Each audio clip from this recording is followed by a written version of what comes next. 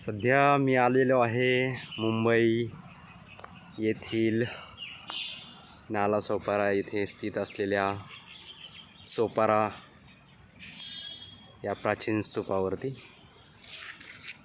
स्तूप म्हणजे टीला आणि 2000 वर्षांपासूनची ही परंपरा आहे। तथागत भगवान गौतम बुद्धांच्या शारीरिक धातू अस्थींवरती असे टीला उभा करायचे, त्याला स्तूप असं संबोधलं जायचं।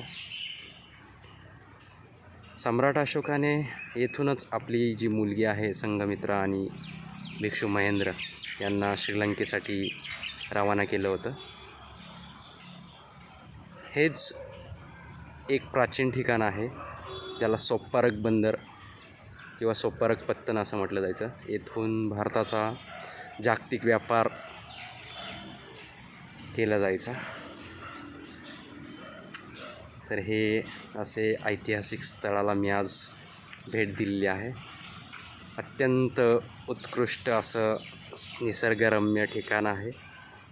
हा स्तूप भव्य आहे, भग्नावशेषमध्ये आहे, पण आजही इथे खूप छान असं प्रसन्न वातावरण आहे, अप्रतिम।